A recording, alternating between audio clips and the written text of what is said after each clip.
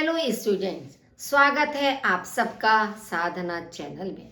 बच्चों, आज हम क्लास 7th की संस्कृत मंजूषा का पाठ 15 मित्रम प्रति निमंत्रम पाठ का अर्थ स्पष्ट कर रहे हैं।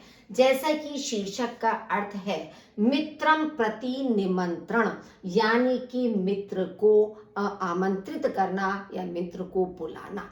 अब आप लोग जानते हैं कि पहले के समय में पत्र का चलन होता था कि यदि हम किसी को आमंत्रित करते थे किसी भी शुभ कार्य में, किसी भी, चाहे आपका जन्मदिन हो, चाहे विवाह की वर्षगांठ आदि हो, या कोई और भी मांगलिक कार्यक्रम हो, उसमें जब हम अपने रिश्तेदारों को, मित्रों को आमंत्रित करते थे तो उनको पत्र लिखा जाता था।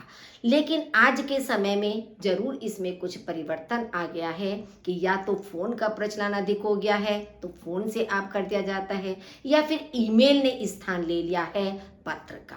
लेकिन संस्कृत में पत्र कैसे लिखा जाता है, वह चीज, वह तरीका आपको इस पाठ के अंदर बताया गया है। जैसे आप देखिए पाठ के प्रवेश में ही कि अध्यापक बच्चों से पूछ रहे हैं कि बच्चों, क्या आप अपने मित्र को कभी पत्र लिखते हैं? तो बच्चे ने, ये छात्र ने उत्तर क्या दिया? मैं अपने मित्र को ईमेल करता हूँ। यानी कि क्या है कि पत्र लिखने की अपेक्षा ईमेल करना। अध्यापक, क्या आप अपने जन्मदिन पर अपने मित्रों को निमंत्रित करते हैं? निमंत्रित का मतलब उनको बुलाना, आमंत्रित करना। जी हाँ, मित्रों को, रिश्तेदारों को भी, क्योंकि चाहे जन्मदिन का अवसर हो, शुभ अवसर, या कोई भी शुभ अवसर और हो, कोई अन्य भी हो सकता है, तो मित्रों को भी बुलाया जाता है और रिश्तेदार, सगे संबंधियों को भी बुलाया जाता है। तो आज हम यह जानेंगे कि संस्कृत में पत्र कैसे लिखा जाता है। अब जैसे ही अध्यापक ने ये बात की तो छात्र को लगा कि है, संस्कृत में भी पत्र लिखा जा सकता है क्या? क्योंकि हिंदी में तो वो पत्र लिख लेता है फिर भी। लेकिन उसको यह सुनकर आश्चर्य हुआ कि हिंदी के समान क्या संस्कृत में भी पत्र लिखा जा सकता है? अध्यापक ने कहा बिल्कुल। अब आप देखिए पत्र संस्कृत में कैसे लिखा जाता है। पश्चिम विहारः, यानी कि पश्चिम विहार, दिल्ली नगरम, दिल्ली शहर या दिल्ली नगर, तिथि 12/3/2020। अब आप देखते हैं ना कि 10 हम इस तरह से बनाते हैं, 2 बार 10 बना तो इसका मतलब क्या हो गया? 20। तो तिथि 12/3/2020। प्रिय मित्र अनुराग सप्रेम नमस्ते, प्रिय मित्र अनुराग सप्रेम नमस्ते। हिंदी में भी हम इसी तरह से लिखते हैं कि जब भी हमारा कोई इनफॉर्मल लेटर इस तरह से होता है, अनौपचारिक पत्र होता है, तो अनौपचारिक पत्र में सबसे पहले अपना एड्रेस लिखा जाता है और फिर उसके बाद हम जिसको पत्र लिखते हैं उस व्यक्ति के लिए हम लिखते हैं। मान लीजिए हम अपने मित्र को लिख रहे हैं तो प्रिय मित्र, उसका नाम लिख देंगे।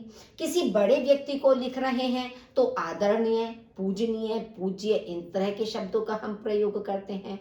अपने छोटे बहन भाई को लिख रहे हैं तब हम उसमें प्रिय अनुज, प्रिय अनुजा, इस तरह से स्नेह करके लिख सकते हैं। तो ये सबका पैटर्न आपका एक जैसा होता है, लेकिन किसको संबोधित कर रहे हैं, किसको लिख रहे हैं, उसी के अनुसार शब्दों का प्रयोग किया जाता है। फिर ये जो सप्रेम नमस्ते है, ये अभिवादन शब्द कहलाते हैं। अब मित्र को लिखा तो आपने सप्रेम नमस्ते लिख दिया। किसी बड़े व्यक्ति को अगर आप लिखेंगे तो आप क्या लिखोगे? चरण स्पर्श लिखोगे या नमस्ते करके उनको भी लिख सकते हो। छोटे बहन भाई को लिखोगे तो स्नेह आशीर्वाद करके लिख सकते हो। ठीक है। अत्र कुशलम तत्र अपि कुशलम भवेत्। अत्र माने यहाँ, कुशलम माने कुशलता है, यहाँ कुशलता है, वहां भी कुशल हूं। मतलब कि जो लिख रहा है पत्र वो कह रहा है कि यहाँ सब कुशल मंगल हैं और आशा करता हूं कि वहां पर भी सब कुशल मंगल हो। तो यहाँ कुशल है, वहां भी कुशल हूं। अग्रिमे सप्ताहे बुधवासरे पंचम्यां तारिकायां मम जन्मदिनम अस्ति। अगले सप्ताह बुधवार की 5वीं तारीख में, मम माने मेरा, जन्मदिन है। यानी अगले सप्ताह, जो आने वाला वीक है, आने वाला सप्ताह है, तो अगले सप्ताह दिन कौन सा है? बुधवार का दिन है। तारीख कौन सी है? 5 है। तो अगले सप्ताह बुधवार की 5वीं तारीख में मेरा जन्मदिन है। जन्म दिवसस्य शुभावसरे प्रातः काले विधि पूर्वकम हवनम भविष्यति। जन्मदिन के शुभ अवसर पर प्रातः काल विधि पूर्वक हवन होगा। कि बहुत से घरों में यही होता है कि सुबह को हवन होता है तो विधि पूर्वक हवन होगा। मया सह, मेरे साथ, गृहे माने घर में, माता पिता, अग्रजा माने बड़ी बहन, तो मेरे साथ घर में माता पिता और बड़ी बहन स्थास्यन्ति माने रहेंगी। सायंकाले पंचवादने गृहे प्रीति भोजः आयोजितः, शाम के समय 5 बजे घर में प्रीति भोज का आयोजन है। प्रीति भोज से मतलब जैसा होता है ना पार्टी का आयोजन करना, खाने पीने का आयोजन, तो प्रीति भोज का आयोजन है। सर्वे बंधु बांधवः उत्सवार्थम आगमिष्यन्ति, सभी बंधु माने मित्र, बांधवा माने रिश्तेदार, तो सभी मित्र और रिश्तेदार उत्सव के लिए आएंगे। आशा अस्ति, आशा करता हूं, यह त्वम अपि मात्रा पित्रा अनुजेन च सह समारोहाय यथा कालम आगमिष्यसि, आशा करता हूं, यत माने कि तुम भी माता पिता और छोटे भाई के सह माने साथ समारोह के लिए यथा कालम माने सही समय पर आगमिष्यसि माने आओगे।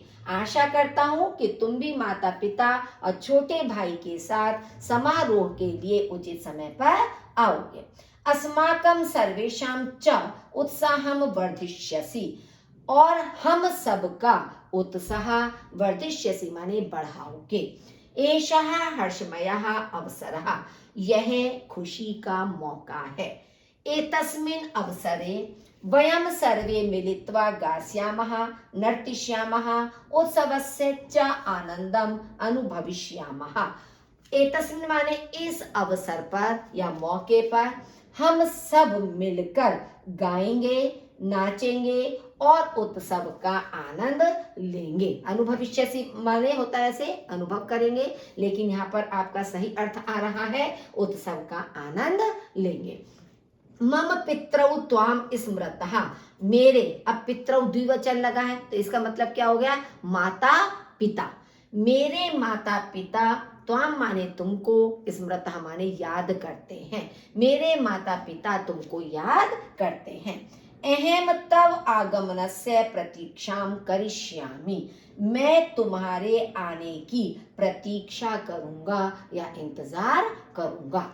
पितृभ्याम नमः, पितृभ्याम माने माता पिता के लिए नमस्कार। अनुजाय स्नेहाशीषः, छोटे भाई के लिए स्नेह पूर्वक आशीर्वाद। तव प्रिय मित्रम, तुम्हारा प्रिय मित्र अर्णवः, अर्णव उसका नाम है। तो इस तरह से बच्चों आपने देखा जैसे आप हिंदी में पत्र लिखते हैं बिल्कुल संस्कृत में भी पत्र आपका वैसे ही लिखा जाता है, वही भाव होते हैं, वही विचार होते हैं, बस वहाँ हम हिंदी में लिखते हैं या हिंदी का रूपांतर संस्कृत आपका है। तो अगर जब आपने हिंदी में शब्दों को सोच लिया कि मुझे कौन कौन से शब्द लिखने हैं, कौन सी पंक्ति लिखनी है, तो सरल शब्दों में आप अपने आप ही संस्कृत में लिखने का अभ्यास भी कीजिए ताकि आप आसानी से पत्र को लिख सकें। सुनने के लिए आपका बहुत बहुत धन्यवाद।